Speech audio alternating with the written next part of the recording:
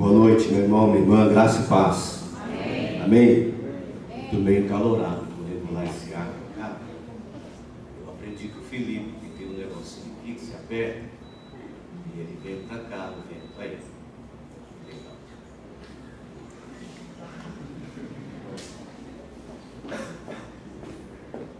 Isso chama-se tecnologia.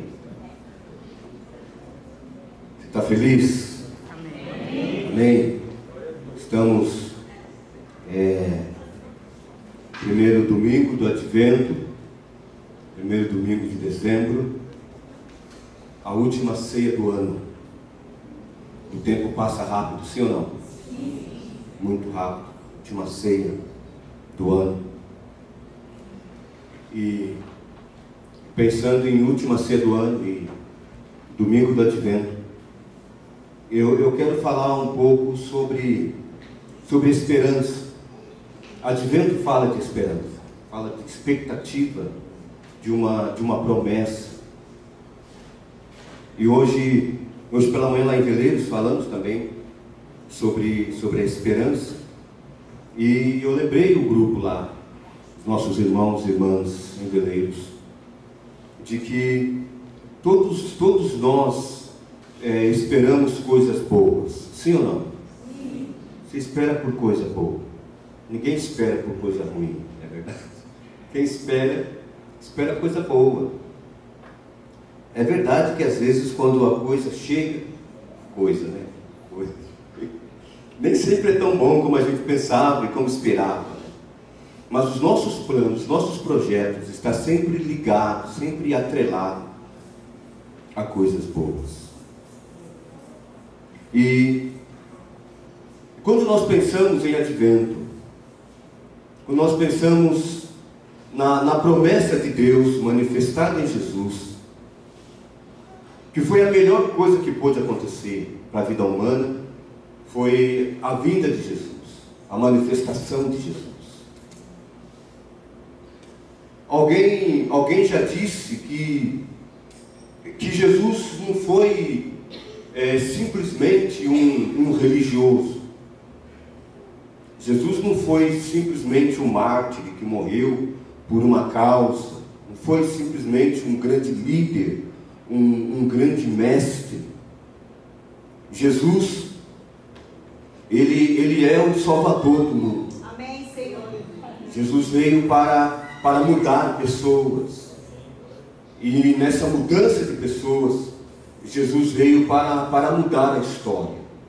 A pastora iniciou falando um pouco sobre isso, que nós como igreja metodista, que pensamos no calendário litúrgico, que vai contando a história do tempo, Deus é um Deus que conta a história, é um Deus que projeta a história, e na história de Deus estava escrito no projeto e no plano de Deus o nascimento de Jesus, que viria para mudar a história de muita gente.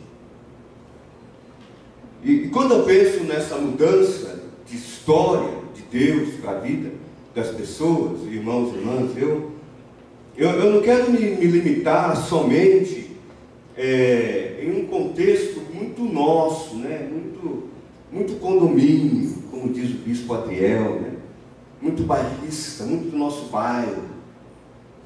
A história de Deus, ela é para a nação toda.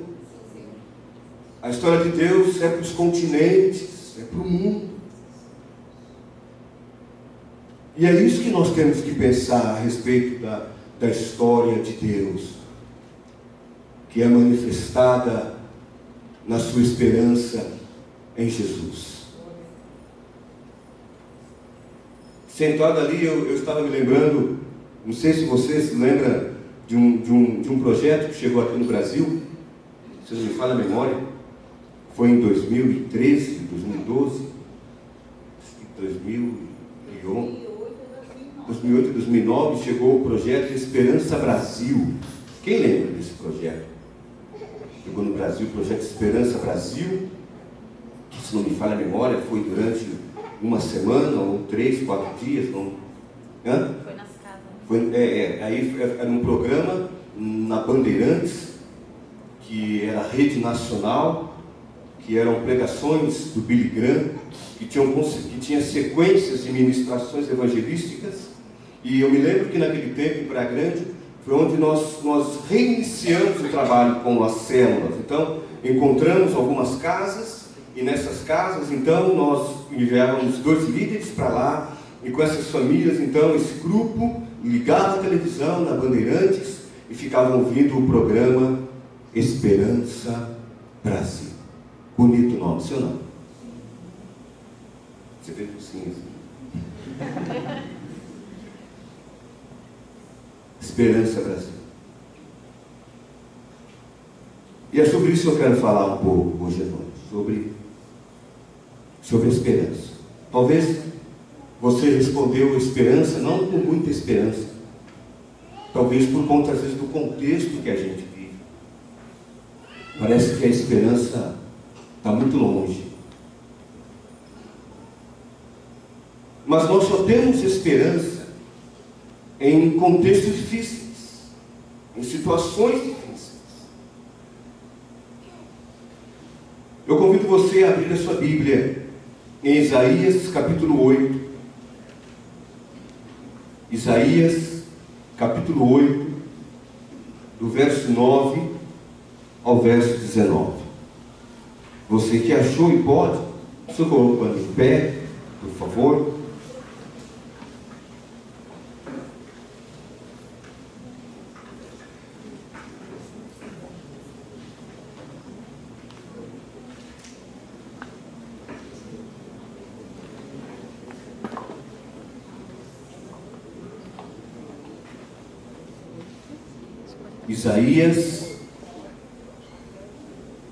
Isaías capítulo 8, do verso 9 ao 19. Foi isso mesmo? Isaías 8? Pensei que eu tinha falado de Isaías 9. Isaías capítulo 8, do verso 9 ao 19, que diz assim: Enfurecei-vos, ó povos, e sereis despedaçados. Dai ouvidos todos os que sois de países longínquos, cingi-vos e sereis despedaçados, cingi-vos e sereis despedaçados. Forjai projetos e eles serão frustrados, dai ordens e elas não serão cumpridas, porque Deus é conosco. Repita: Deus é conosco. Deus é conosco. Verso 11. Porque assim o Senhor me disse: tenho forte a mão sobre mim, tendo forte mão sobre mim, e me advertiu que não andasse pelo caminho deste povo, dizendo: não chameis conjuração a tudo quanto este povo chama conjuração. Não temais o que ele teme, nem tomeis isso por temível. Ao Senhor dos exércitos, a ele santificar. Seja ele o vosso temor, seja ele o vosso espanto. Ele vos será santuário, mas será pedra de tropeço e rocha de ofensa às 2 casas de Israel, laço e armadilha aos moradores de Jerusalém. Muitos dentre eles tropeçarão e cairão, serão quebrantados, enlaçados e presos. Resguarda o testemunho, sela a lei no coração dos meus discípulos. Esperarei no Senhor, que esconde o seu rosto da casa de Jacó, e a ele aguardarei. Repita comigo: esperarei no Senhor. Esperarei no Senhor. Verso 18. Eis-me aqui, e os filhos que o Senhor me deu, para sinais e para maravilhas em Israel, da parte do Senhor dos exércitos, que habita no monte Sião. Verso 19. Quando vos disserem: consultai os necromantes e os adivinhos, que churreiam e murmuram, acaso não consultará o povo ao seu Deus? A favor dos vivos se consultarão os mortos? Deus, em nome de Jesus, nós louvamos o Senhor mais uma vez por essa noite. Te bendizemos, ó Pai, pelo teu favor, pela tua graça. e pela Tua presença sobre as nossas vidas. Obrigado, Senhor, obrigado por Jesus, o Teu Filho. Obrigado pela obra da cruz, pelo plano de salvação. Obrigado porque o Evangelho chegou até nós. Obrigado por essa noite, pelo privilégio que temos de estarmos na casa do Senhor, na presença do Senhor, para ouvir a voz do Senhor. Obrigado pelo tempo que já tivemos de louvor e de adoração. E ao Senhor nós exaltamos e nós bendizemos pelos Teus feitos, pelo Teu cuidado e pela Tua presença. Por isso, diante de Ti nós nos sujeitamos, submetemos a Tua voz e a Tua palavra, para que o Senhor faça tudo aquilo que está no Teu coração, aos nossos corações, em nome de Jesus. Amém. Amém. Pode tomar assento, irmãos e irmãs.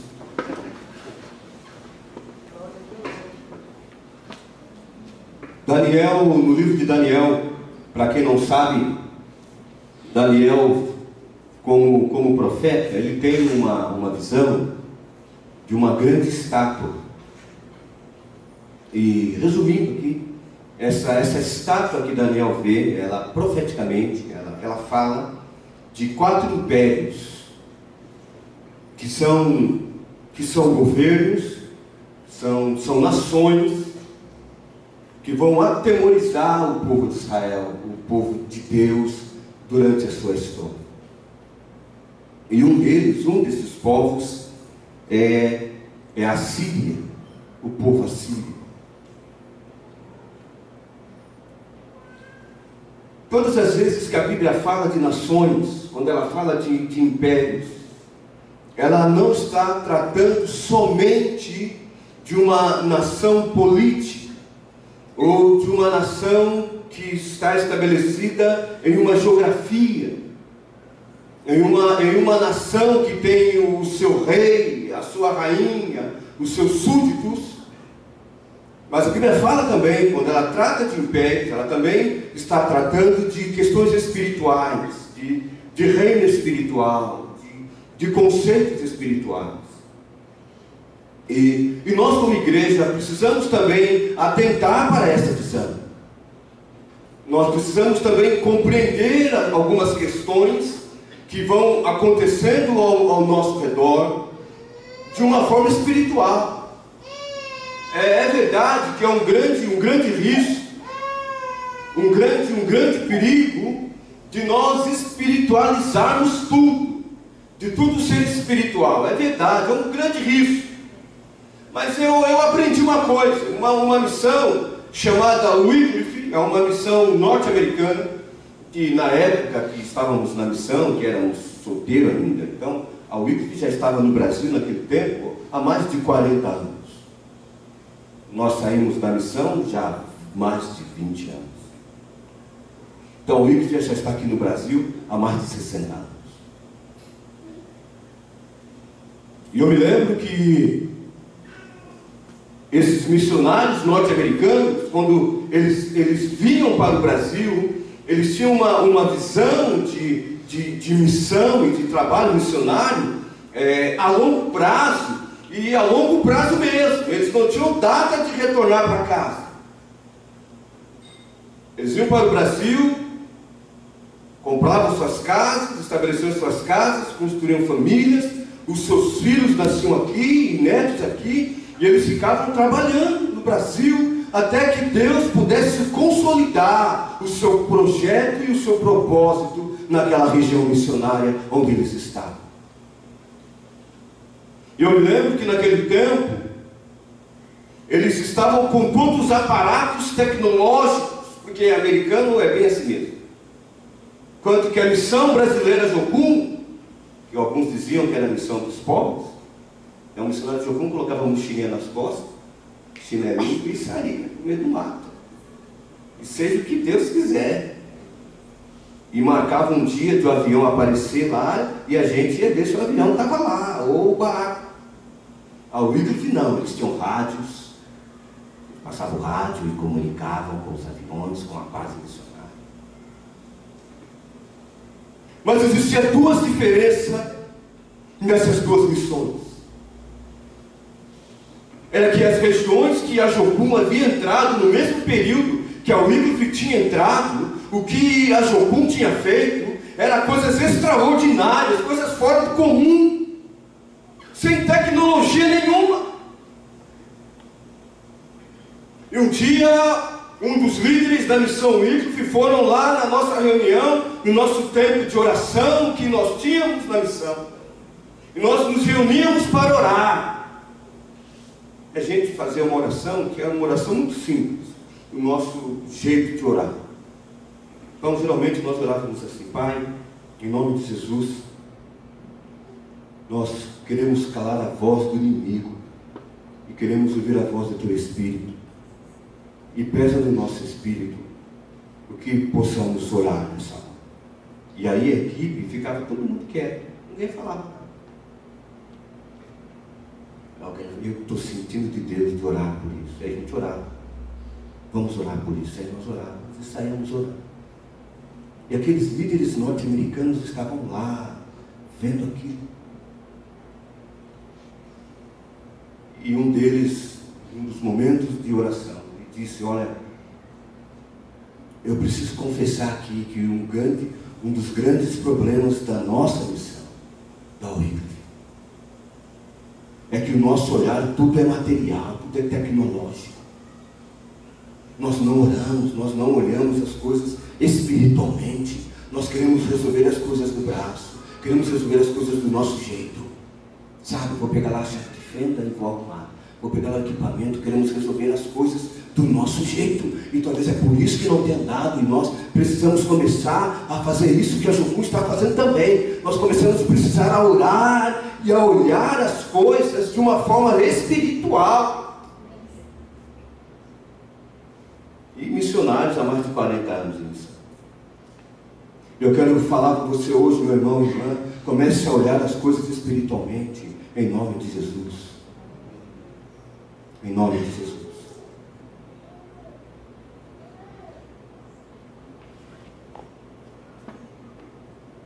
Isaías teve um filho.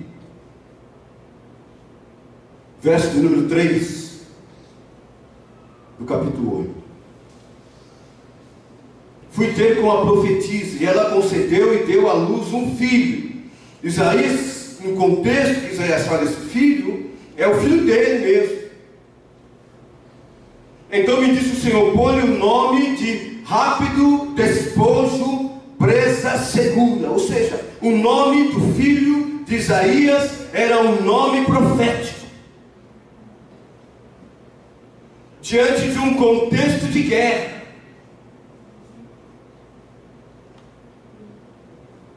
Em contexto de guerra, irmãos e irmãs, Deus nos dá filhos espirituais para se lançar conosco, para guerrear batalhas conosco. Porque quando nós estamos em guerra, quando nós estamos em batalha, ninguém batalha sozinho, ninguém guerreia sozinho, ninguém vence uma batalha sozinho. E o advento me fala que eu tenho uma esperança em um Deus que batalha comigo, que está comigo, que não me abandona, em um contexto de guerra. E aqui o verso de número 4, ele é muito claro. Porque antes que o menino saiba dizer meu pai ou minha mãe, serão levadas as riquezas de Damasco e os despojos de Samaria diante do rei da Síria.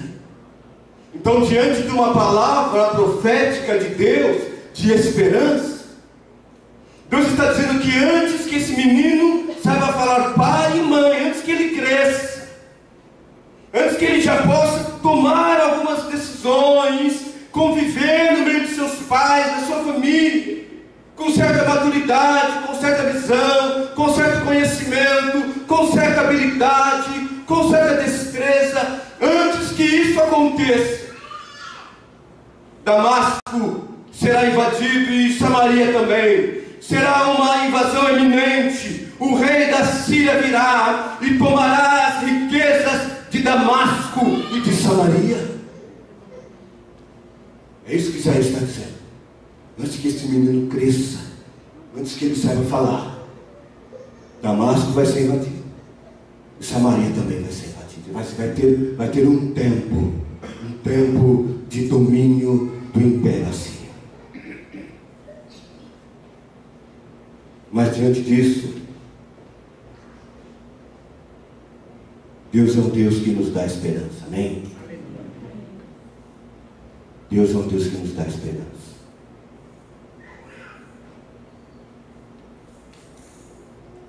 Versos número 6 e número 7, do capítulo 8. Em vista deste povo ter desprezado as águas de Siloé. Aqui Isaías está dizendo que Damasco e Samaria serão invadidos pelo rei da Síria, porque houve um desprezo da parte do povo. O povo desprezou as águas de Siloé. Águas de Siloé aqui fala de desprezar a proteção de Deus, de desprezar a provisão de Deus, de desprezar os recursos de Deus, de desprezar aquilo que Deus coloca diante de nós. É isso que Isaías está dizendo. Em vista deste povo ter desprezado as águas de Siloé, que correm brandamente, e se está derretendo de medo diante de Rezim e do filho de Remalias, são príncipes que estão atrelados ao reinado da Síria, estão com medo diante do império, estão com medo diante da ameaça, desprezam as águas de Siloé. Verso 7: eis que o Senhor fará vir sobre eles as águas do Eufrates, fortes, impetuosas, isto é, o rei da Síria. Zé está dizendo que a invasão do rei da Síria vem porque eles desprezaram a proteção de Deus, o cuidado de Deus. Por conta disso, Deus traz sobre eles as águas de Eufrates, que simbolicamente as águas de Eufrates é o rei da Síria. Dá para você entender? A profecia. Quando nós desprezamos as águas de Deus, Deus libera sobre aqueles que desprezam as águas dele. Deus libera as águas do inimigo. Águas do inimigo aqui, que é a força do rei, fala da força humana, fala do pensamento humano, fala daquilo que está atrelado aos braços, aquilo que é humano, aquilo que é palpável, aquilo que é mensurável, aquilo que é contável.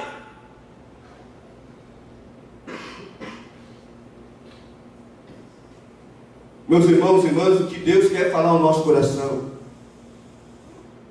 é que nesse tempo de advento, a nossa esperança tem que estar em Deus, no nosso Deus, não na força humana, não no conceito humano, não nas habilidades humanas. Águas aqui fala de turbulência, águas aqui fala de luta, fala de conflito, águas aqui fala daquilo que sai fora do nosso controle. Isso são águas turbulentas. Águas aqui fala da invasão de um exército, mas águas também fala de bênção de Deus, de provisão do Senhor, de sustento do Senhor. Águas fala de Jesus, que é a água da vida, que é a fonte da vida. Águas fala da presença de Deus, que em Deus nós podemos nos banhar, podemos mergulhar nele. Em Deus nós temos refrigério, em Deus nós somos saciados, em Deus nós somos nutridos, em Deus nós somos protegidos. Águas fala de bênção, águas fala de mergulho, de inundação da presença de Deus e do Espírito. Talvez é por isso também que a palavra batismo no grego, que quer dizer batismo, que é mergulho, a ideia do batismo, do mergulho, independente da quantidade de água, mas a ideia do batismo é mergulhar em Deus. Quando alguém é batizado, ele é mergulhado em Deus, nos projetos de Deus, na verdade de Deus, nos propósitos de Deus, na palavra de Deus. Nesse tempo de advento, meus irmãos e irmãs, nós somos convidados a mergulharmos em Deus, a vivermos os projetos de Deus. E mergulhar é chegar em um ponto que nós não aparecemos mais e o que aparece é só água. E quando se olha para alguém que está no fundo da água, você vê a pessoa toda distorcida, né? Porque já não é mais ela lá, ela já está inundando a água. E é isso que Deus espera de mim, de você, nesse tempo de advento. Deus é o Deus da esperança no momento das turbulências. Deus também é o Deus da esperança em momentos de tomarmos decisões difíceis. Deus é o Deus da esperança quando os planos são contrários ou quando contrariam os nossos planos, os nossos projetos. Precisamos entender que Deus é o Deus da esperança em momentos assim também. É verdade que estamos já chegando no final do ano, falta tão pouquinho para o fim do ano. Alguns aí estão planejando casar, outros estão planejando ficar noivo, outros estão planejando namorar, outros estão planejando fazer faculdade, universidade, outros estão planejando mudar de residência, outros estão planejando ministérios, estão sonhando com missões, com projetos. E nós temos os nossos planos. Planos profissionais. Mas como é difícil nós planejarmos. Como é difícil nós entendermos os nossos planos e alinharmos os nossos planos com os planos de Deus. Como é difícil. Como é difícil tomar decisões. E bem verdade é, meu irmão e irmã, que 90% daquilo que nós passamos, de forma positiva ou negativa, estão atreladas às decisões que nós tomamos. Sim ou não? A culpa não é do seu pai, não é da sua mãe, não é do seu pastor, não é da sua pastora, não é do seu líder de célula. Pode até ser do prefeito, porque você que escolheu ele, ou do presidente. Mas são as nossas decisões.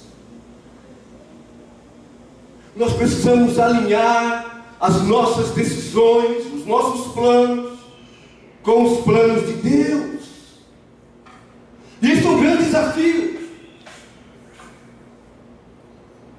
Por quê, pastor? Porque nós estamos constantemente vivendo em guerra, vivendo em batalha ao império. E aqui, nesse contexto é o Império da Síria. Há uma razão, há uma invasão iminente do Império. O Império está tomando as riquezas, está tomando os valores, e agora o povo tem que tomar decisões em um contexto de guerra. Pensando aqui nesse contexto, o governo da Síria, o exército invadindo Damasco e Samaria, Jerusalém, e tomando os bens das pessoas. E agora as pessoas têm que decidir em compartilhar aquilo que eles têm com os outros. Como é difícil você compartilhar o pouco que você tem, ou quase o que você não tem, com alguém que tem menos que você. Como é difícil. Eu já mencionei aqui, não me falha a memória, nós conhecemos uma família de pastores missionários lá em Ruanda. Eles têm um ministério muito lindo de reconciliação. São ruandeses. E numa conversa no grupo de líderes, conversa de esquina, né? Uns 3, 4 líderes conversando, ele mencionando que ele não faz compra, ele não abastece a casa dele com compras, ele não tem geladeira, ele não tem despensa.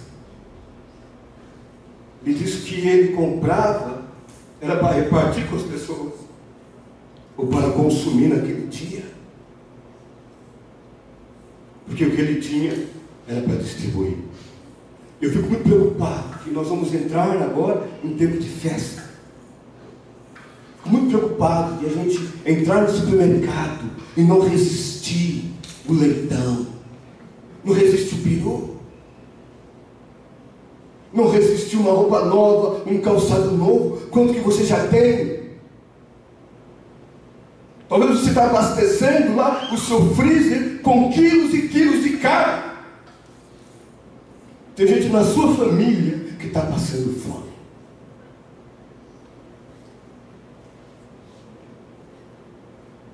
É difícil tomar decisões. É difícil repartir. É difícil.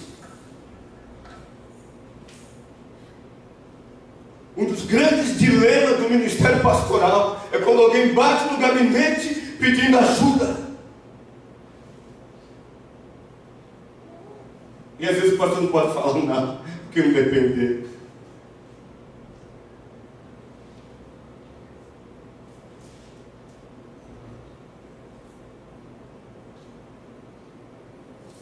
Tomar decisões.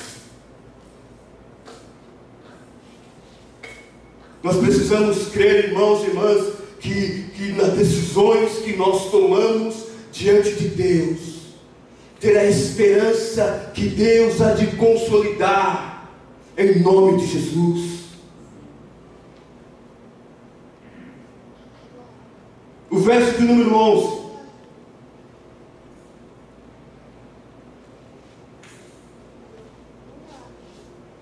Porque assim o Senhor me disse, tendo forte a mão sobre mim e me advertiu, que não andasse pelo caminho deste povo, dizendo: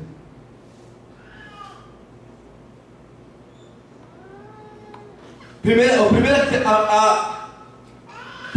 que Deus chama a atenção do povo aqui através de Isaías é que para tomar decisões corretas nós não podemos andar como o povo anda. A igreja toma decisão diferente das decisões que o mundo toma, querido. Amém? Amém. Nós somos igreja. Nós não somos uma associação de bairro. Amém? Amém. Nós não somos uma fundação, uma ONG. Somos igreja.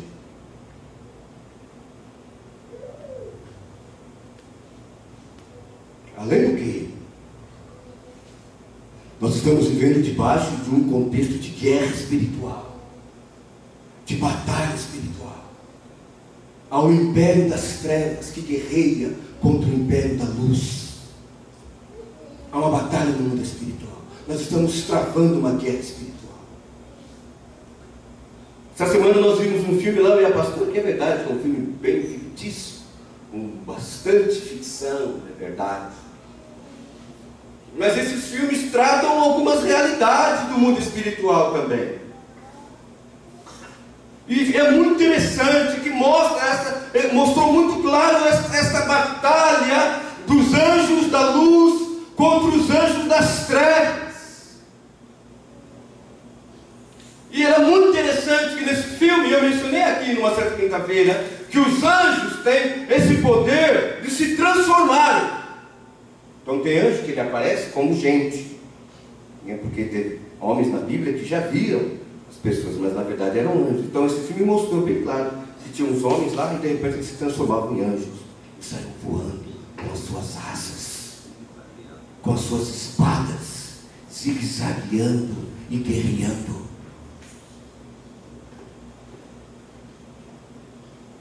E era muito interessante que nessa batalha, nessa guerra, nunca ia um anjo sozinho. Sempre em 2, ou 3, ou 4, em equipes. E uns protegiam os outros, e guerreando para proteger os humanos, os seres humanos. E diante das decisões, irmãos e irmãs, que nós precisamos tomar, há uma legião de demônios que estão lutando para nós não tomarmos as decisões certas, para você não tomar a decisão certa, para você não fazer a coisa certa. Tem até aquele desenho, né, que a gente sabe, que vem um diabinho e fica do lado, e o anjinho do outro, né? Esse desenho é antigo. E é bem isso mesmo, querido. Estamos vivendo uma guerra, uma batalha espiritual. E Deus fala com Isaías. Isaías, não anda como esse povo, anda na contramão desse povo. Verso 12. Primeira coisa para andar na contramão do povo: não chameis conjuração a tudo quanto este povo chama conjuração. Conjuração aqui é conspiração. Isaías avisa o povo a sair dessa paranoia de perseguição, de conspiração. Sabe, irmãos e irmãs, tem gente que tudo que acontece de errado com ela diz que é conspiração. Está me perseguindo. Tudo é perseguição. Tudo é conspiração. Ah, não gosta de mim. Está indo contra mim. Querido, não é nada. O que Deus falou, Isaías, não entra nessa onda do povo, não, Isaías. Nem tudo que o povo diz que é conspiração, é conspiração. Não é. Lembra lá atrás que as águas de Siloé, Deus trouxe as águas de Siloé, mas vocês não escolheram. Então muitas coisas que acontecem é consequência do que você semeou, do que você plantou. Consequências.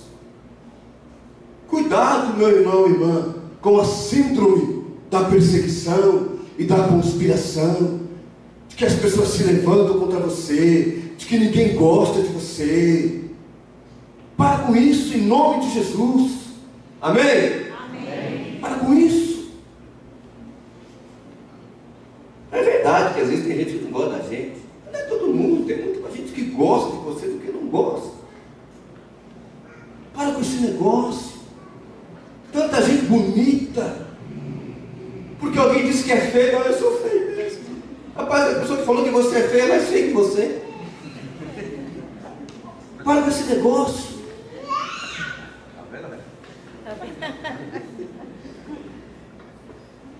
sabia que os maiores cientistas eram pessoas que ninguém dava nada por eles? Eram os menos improváveis. Eram os menos prováveis. Eram os menos prováveis. Pessoas que aparentemente não iam dar nada com nada. Você sabia disso? Você sabia dessas coisas?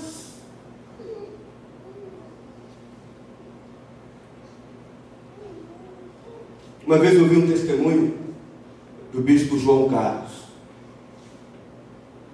Quem conhece aqui o bispo João Carlos da Sexta Região? Sexta lá? Sexta. Poucas pessoas. Ele já é bispo, não sei há quantos mandatos. Já foi presidente do Colégio Episcopal. E nós fomos missionários no sul, período lá em Santa Catarina.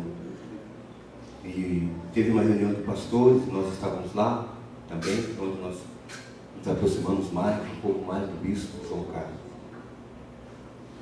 E ele compartilhando, conversando conosco, um homem muito simples, muito acessível. E ele dizendo uma palavra de encorajamento para os pastores.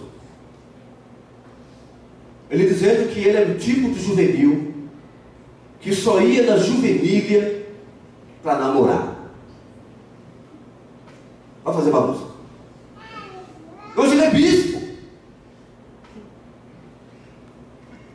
Querido, alguém um dia tem que começar. Amém? Posso ouvir um amém? Amém. Um dia tem que começar. Um dia você começou. O que você faz hoje, há um tempo atrás você não fazia. Ou você pensa que eu comecei pastor? Comecei pastor não, querido. E ninguém começa não, pastor. Tudo tem um início e tem um começo. E o começo é lá mesmo, é lá no passo. Como Davi, né?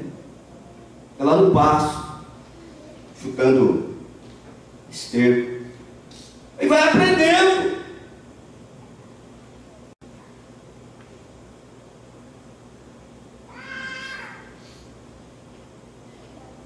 E vai aprendendo. Porque nós somos chamados por Deus a ter esperança. A ter esperança. Eu preciso ter esperança diante das decisões.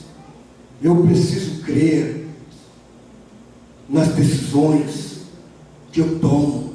Você precisa crer nas decisões que você toma diante de Deus, em nome de Jesus.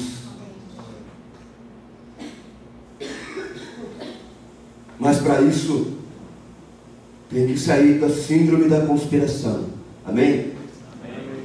Deixa essa síndrome de perseguição. Segundo lugar, não entrar na onda do povo. Porque o povo que não conhece a Deus, verso 12, não chameis conjuração a tudo quanto este povo chama conjuração. Também não temais o que ele teme, e nem tomeis isso por temível. O povo lá fora, o povo do mundo que não conhece a Deus, tem algumas coisas que eles têm medo, sim ou não? Sim. Aí eles começam a falar. Aí o crente vai na mesma onda. Aí tem medo de escuro, tem medo de encruzilhada, tem medo de macumba. Querido crente, você pode ter medo de despacho de macumba, não. Se você vê, você mete o pé, chuta aquele laço. Não com medo desse negócio não, querido. Macumba não pega em crente não. Não pega esse negócio de macumba, e que isso não pega em crente não. Pode pôr o seu nome lá na boca de 7 sapos, que não vai dar nada, querido. Vai dar nada. Então, por ficar com medo de passar debaixo de escada, ficar com medo do número 13, cemitério, não põe a mão em morto. Tem uns crentes que tem uns negócios que eu não sei de onde que tira. Para com isso, irmão. Fica com medo. Passa na Praça da Sé, aí tem as mães de santo lá, não passa nem perto de mim. Vai lá, ele cumprimenta a mulher, dá bom dia, dá boa tarde, abençoa a vida dela, pergunta se ela quer oração, ore por ela em nome de Jesus. Fica com medo não. Com medo. Medo de espanto noturno. Não dorme à noite porque viu um vulto. Ainda liga para o pastor. Pastor, vai por mim que eu vi um vulto aqui no meu quarto. Que é isso, meu irmão? Hora de ir lá, ora e vira para o lado e vai dormir. E deixa eu dormir também, pelo amor de Deus. Para com isso. Medo de espanto noturno. Medo.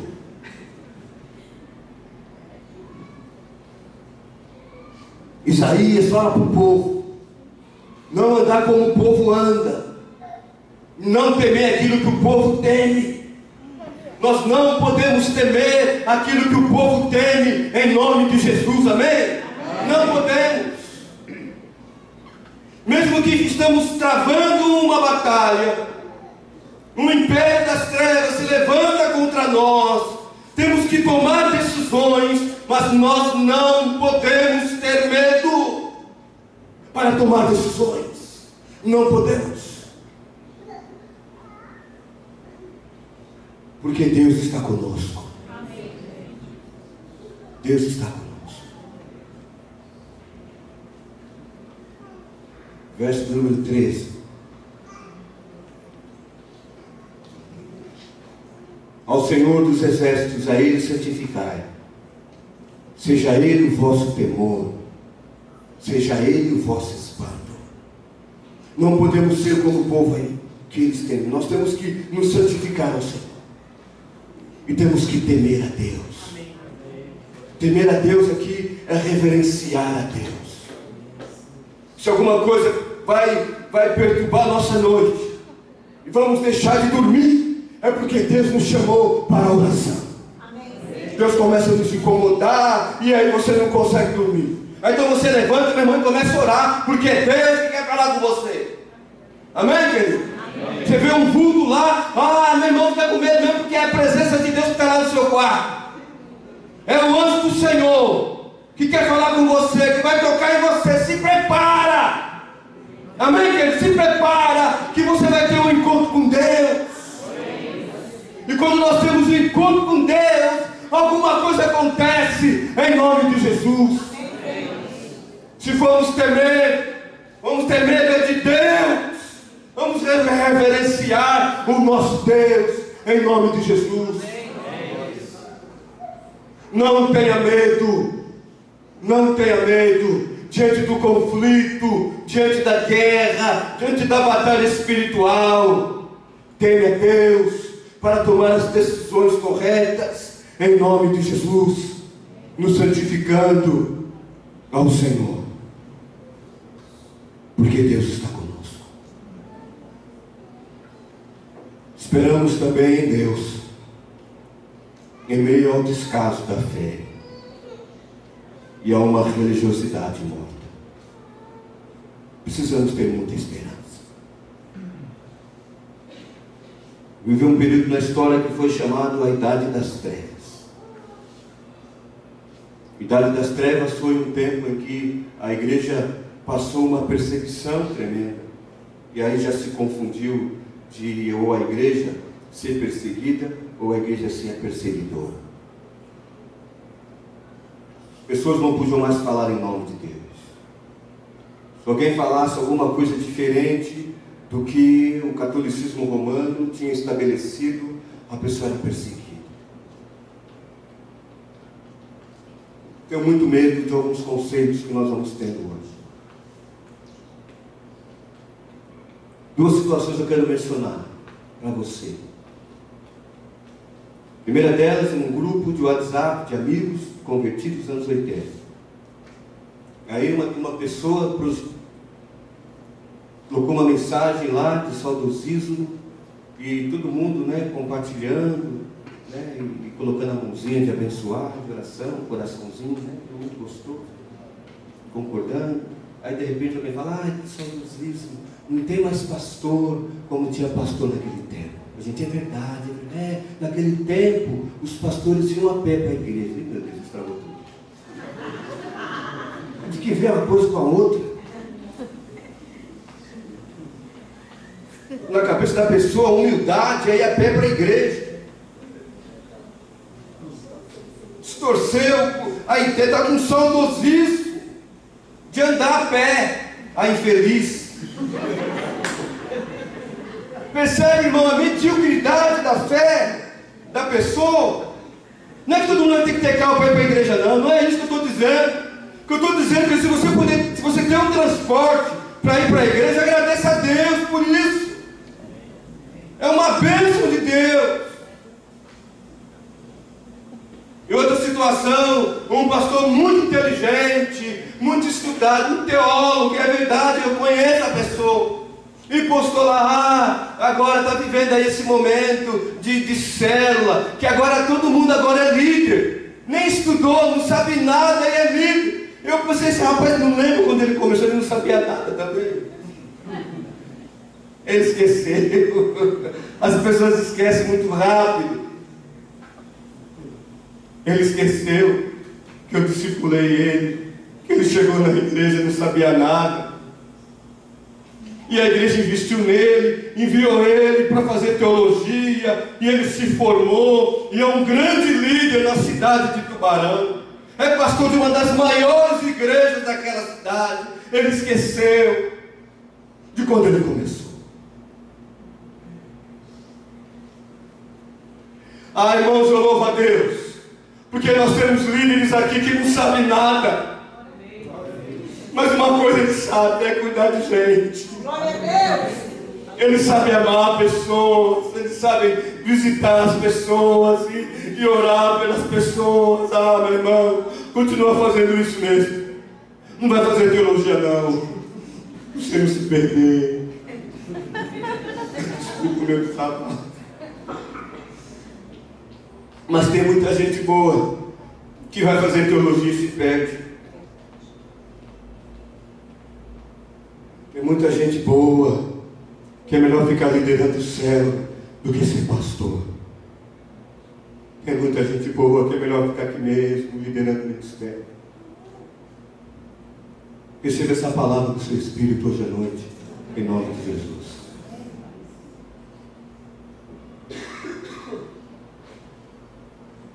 Precisamos ter esperança em meio ao descaso da fé.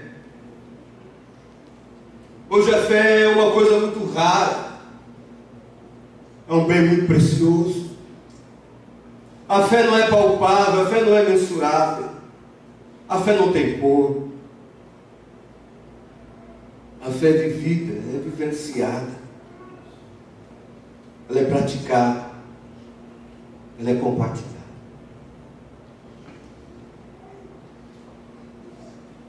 Verso 14: ele vos será santuário, mas será pedra de tropeço e rocha de ofensa. As duas casas de Israel, laço e armadilha aos moradores de Jerusalém. Querido, aqui é um contexto do descaso da fé. Deus que é o Deus que é santuário, o Deus que é soberano. Aqui Isaías está dizendo que esse Deus que é soberano, para alguns vai ser motivo de tropeço. Em outras palavras, Isaías está dizendo profeticamente que a verdade de Deus, que deveria servir de bênção, de salvação, de libertação para algumas pessoas, essa mesma verdade de Deus vai servir de tropeço. Isso é descaso da fé. É quando não valorizamos a fé, não valorizamos a verdade, a palavra de Deus. Duas casas aqui fala de Jerusalém e fala de Israel. começaram a tropeçar nas verdades de Deus. E esse é um grande risco nosso, como igreja, de começarmos a tropeçar na verdade de Deus. Aquilo que é bênção, a gente começa a tropeçar. Aquilo que deveria ser bom, começa a ser ruim. Um exemplo, vou colocar aqui esse porta-bíblia. Esse porta-bíblia, ele é bênção no lugar certo, sim ou não? Se ele estiver aqui, eu vou andar, vou ficar tropeçando nele. Então, quando ele está no lugar certo, ele é bênção. O povo de Israel e de Jerusalém estavam pegando a verdade de Deus e distorcendo, tirando do lugar certo, a sua prática, a sua essência. Aqui Isaías diz que Deus é o Deus do santuário. É um Deus que merece culto, celebração, adoração, devoção. É o Deus da promessa, é o Deus da aliança. E esse contexto todo aqui, querido, para resumir com você, lá no capítulo 9 já começa a falar do nascimento de Jesus. É esse contexto todo, essa batalha que Israel está vivenciando aqui com o Império da Síria, esse grande conflito, porque ele já está aproximando a manifestação e o nascimento do Messias. Sem contar do descaso religioso, aí vem a religiosidade morta. Verso 19 ao verso 22, quando vos disserem, consultai as necromantes e os adivinhos, a favor dos vivos se consultarão os mortos. Religiosidade morta. Nós somos convidados e convidadas a esperar em Deus, no Emmanuel, no Deus conosco. Feche seus olhos em nome de Jesus. Enquanto o Ministério do Louvor vai se organizando aqui, vamos orar, nos colocar diante de Deus.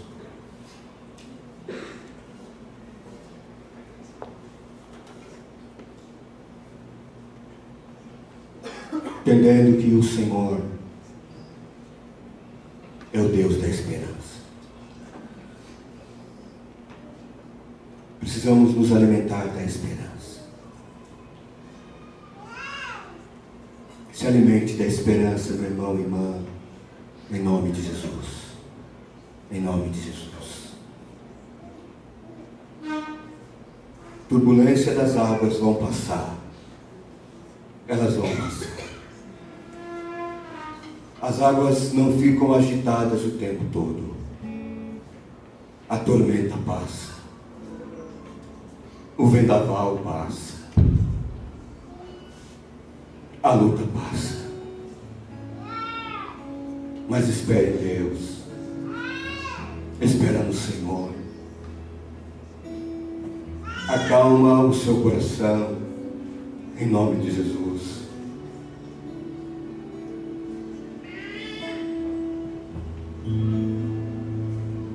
Ande na contramão do povo. Essa é a fala de Deus através de Isaías. Porque diante da turbulência, diante da guerra, diante do conflito, a nossa tendência é fazer o que todo mundo faz. Aí as pessoas começam a falar, começam a falar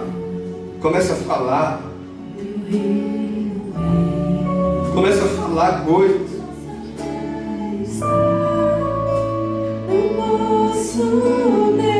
Coisas que já sai fora do projeto do Senhor. Começa a gerar queixume, murmuração, blasfêmia. Isaías, diga para o povo que nem tudo é conspiração, nem tudo. Diga para o povo não temer tudo, nem tudo é para temer. Nem tudo é para nos atemorizar, nos prender, nos mobilizar. Meu irmão, minha irmã, é para apagar a sua fé. Deixa frio, apático, morto.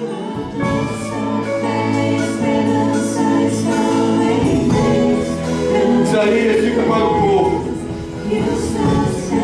Não se comportar como as nações. Diante da batalha, diante do conflito.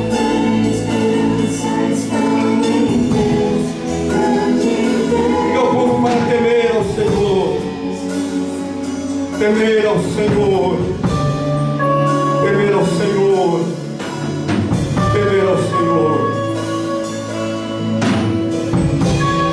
Temer ao Senhor.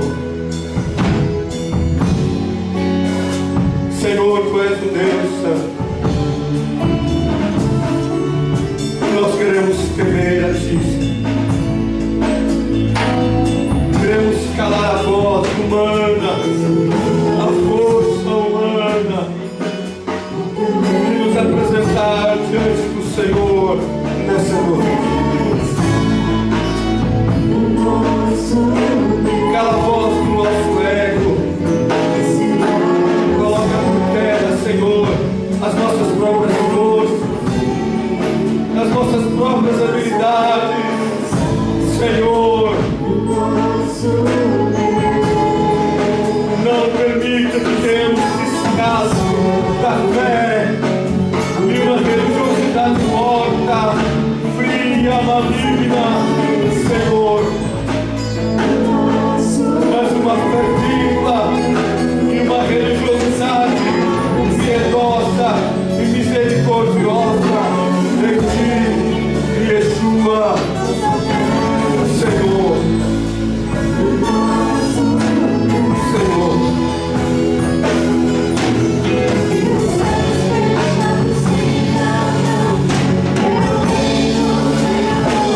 Para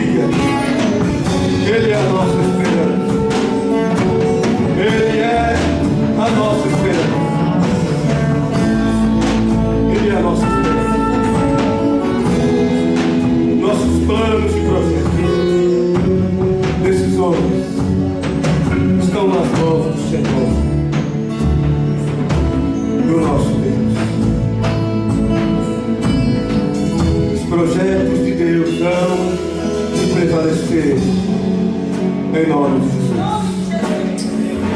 Em nome de Jesus. Em nome de Jesus. Por isso, Deus, nós nos sujeitamos ao Senhor. Nos sujeitamos ao Teu governo.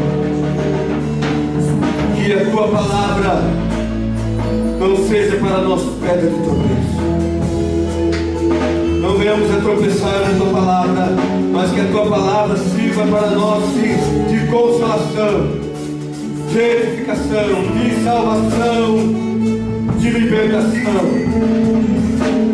Tua palavra possa gerar em nós fé e esperança, para caminharmos diante das lutas, das turbulências, nas decisões, também em um momento em que a fé está sendo alugada. Por isso nos ajude,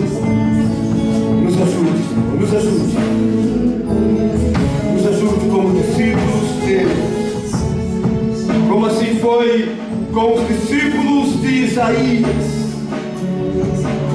que receberam e vivenciaram a palavra profética do Senhor e esperaram no nascimento do Messias. E o Messias já nasceu, e nós já temos experimentado do nascimento de Jesus, o Teu Filho, a presença de Jesus, o Emanuel, o Deus conosco, que nos está esperando. Por isso, meu irmão e minha irmã, seja cheio de esperança, seja cheia de esperança, em nome de Jesus Cristo, em nome de Jesus Cristo. Aleluia. Graças a Deus. Aplauda o Senhor. Em nome de Jesus.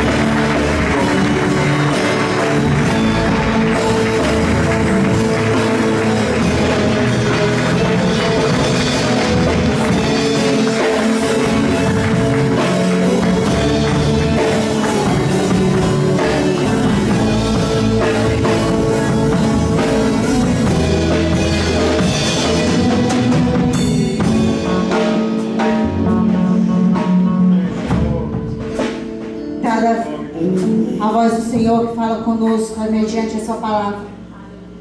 Também nós temos o entendimento de que nós celebramos a nossa fé quando vivemos os atos liberados por Deus através de Jesus Cristo, ensinados a nós, que prenuncia que Jesus Cristo voltará para nós. Ele veio preparar o caminho e nele nós caminhamos. E nele vemos a esperança da nossa fé e confirmamos isso no temor e obediência aos conceitos e preceitos que ele nos ensina. Jesus Cristo é o sinal da vida eterna para nós. E ele entregou a sua vida. E nessa fé nós celebramos a ceia do Senhor, porque cremos nele. Toda glória seja a Ti, ó Pai onipotente, Pai nosso celestial. Obedientes à instituição do Teu amado Filho, nosso Senhor Jesus Cristo, nós realizamos aqui, diante da Tua divina majestade, o memorial que Ele nos mandou celebrar, tendo na lembrança sua bendita paixão e morte, sua poderosa ressurreição e ascensão, rendendo-te graças, ó Deus, pelos inumeráveis benefícios com que ela nos agracia. E de todo o coração, nós humildemente te suplicamos, ó Pai, que nos ouças por Teu Filho Jesus e conceda-nos o Espírito Santo, e por Tua infinita bondade consagres os dons do pão e do vinho, recebendo-os segundo Jesus Cristo, para que sejamos participantes da Sua morte, para o Seu corpo e sangue para todos sempre. Amém. Senhor Jesus, na noite que foi traído, tomou o pão, tendo dado graças, o partiu e disse: este é o meu corpo que é dado por vós. Por semelhante modo, após haver ceado, tomou também um cálice, dizendo: este cálice é a nova aliança do meu sangue. Fazei isso todas as vezes que o beberdes em memória de mim. É o prenúncio que Jesus voltará. A mesa não é da igreja metodista, a mesa é do Senhor Jesus. E todo aquele e aquela que crê e que vive a fé segundo os seus conceitos e tem paz, dele pode participar. Mas aquele que porventura não corresponde à fé e à obediência, Paulo instrui que não coma, para que não venha sobre você maldição e morte, porque será como tropeço. A mesa do Senhor, ela restitui esperança, graça, força. A verdade de que Ele verdadeiramente é Deus. E conforme a sua palavra, Ele confirma para nós. Eu quero convidar o Daniel e a Carol para eles levarem a mesa as crianças, a ceia, lá embaixo.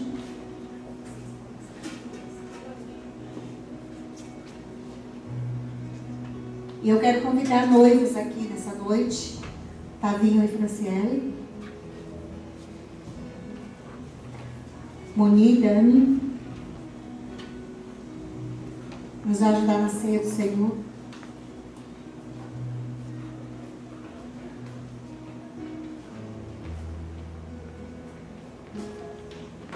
Esses jovens casais estão comprometidos como noivos, breve estarão confirmando a aliança de casamento.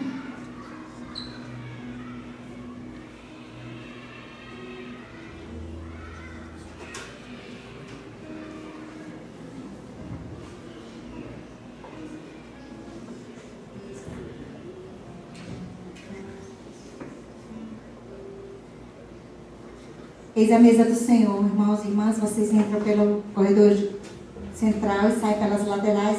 Eu aguardai uns pelos outros para que tenhamos apenas uma mesa. Amém? Bem-vindos à mesa do Senhor.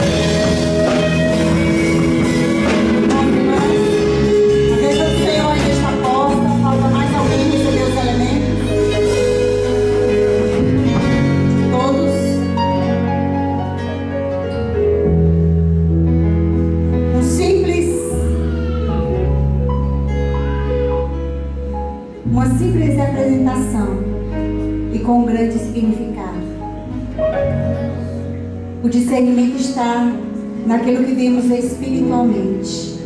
E só temos visão espiritual se tivermos fé. Se olharmos para aquele que é, aquele que era, aquele que há de vir. Só Ele revela a verdade. Nem homem, nem natureza nenhuma. Só o Senhor.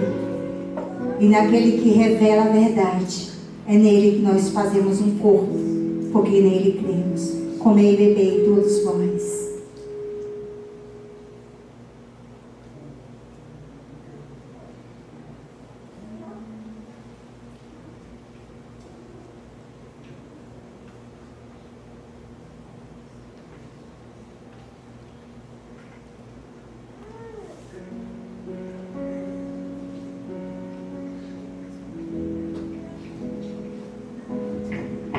Não há igual a ti, Senhor, nem semelhante a ti. Só tu és Deus sobre toda a terra. Só tu és o soberano das nações. Tua glória e o teu poder dissipa, Senhor, tudo aquilo que não é, que tem aparência, mas que não é. E a tua igreja, Senhor, é tua.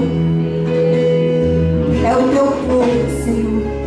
Em ti queremos ser santificados, somente em ti.